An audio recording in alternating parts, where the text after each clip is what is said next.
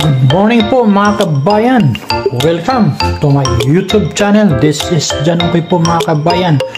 Now kabayan, this morning I will teach you how to make a tari sauce kabayan. Tari sauce is Japanese sweet soy sauce kabayan.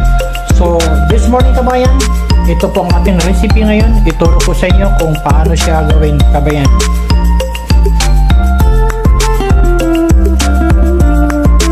Ito po kabayan ang ating mga prepared ingredients natin kabayan.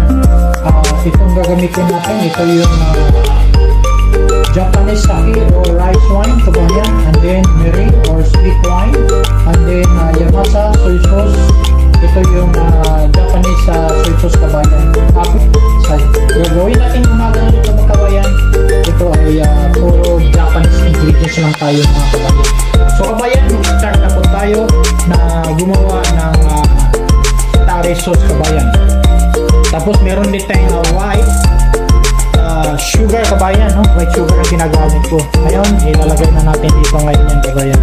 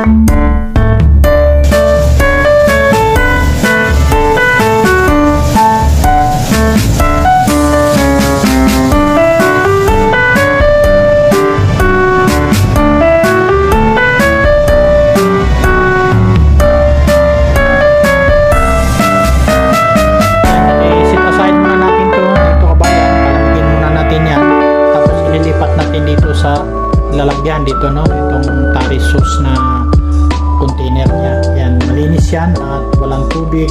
Kailangan iwasan niyo na magkaroon ng tubig kabayan, kasi the more na maraming tubig, kasi yun yung cause kabayan ng masisira sa babawanis, kasi more on water kabayan, more on bacteria. So iwasan natin yan na magkaroon ng mas maraming tubig.